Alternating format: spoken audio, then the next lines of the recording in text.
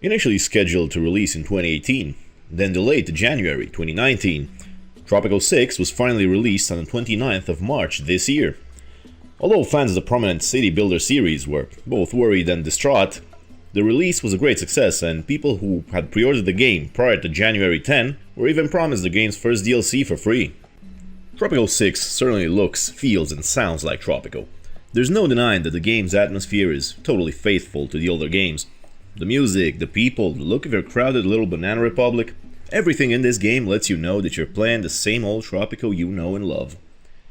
Similar to the other games in the series, Tropico 6 has you seize control of the Caribbean nation of Tropico to rule as you see fit as El Presidente. Unlike former games, however, you don't actually have a dynasty with heirs to follow in your footsteps if your original character dies of old age. Oh no, El Presidente is now immortal. Just like in Tropico 5, you advance the game through 4 eras, which count as a basic way of increasing the game's complexity as you play through them, as every one of them adds a new mechanic you need to deal with.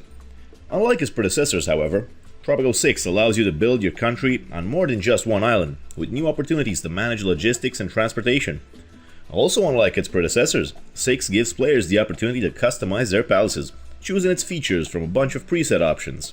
The gameplay itself is pleasant, and I sure had a great time losing hours upon hours trying to make sure my nation looked its best, so tourists from all over the world would give me their hard-earned cash to enjoy my nightclubs and my fast food joints.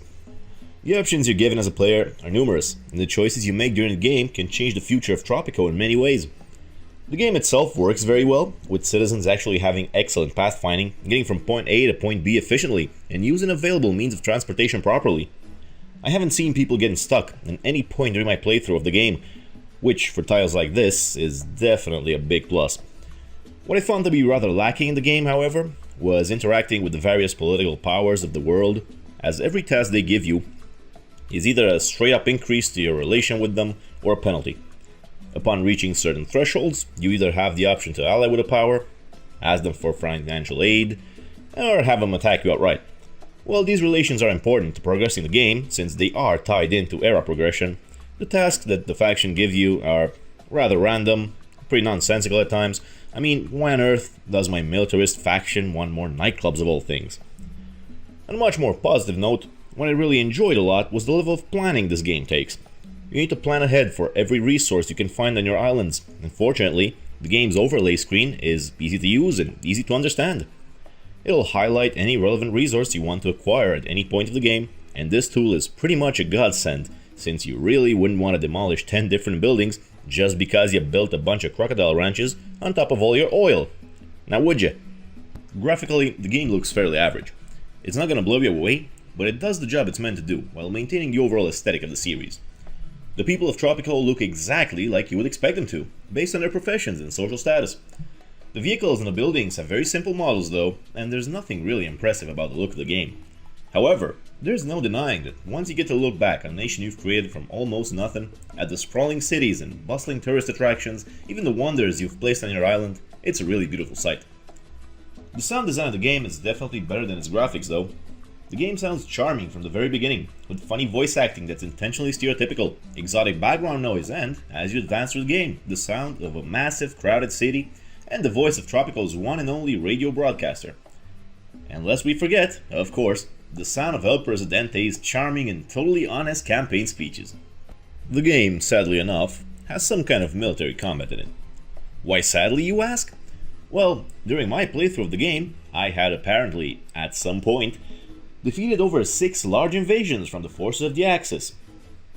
At no point in the game was I aware that the Axis was attacking, or where the troops even were. The soldiers of Tropico had just spawned from their military buildings I'd built, mopped up the evil Axis troops, then retreated back to the safety of their workplaces. Nothing was destroyed and nothing really happened. The game does have pop-up warnings that alert you that either somebody has caught fire, which is a more common occurrence than you'd think, or that you're being attacked.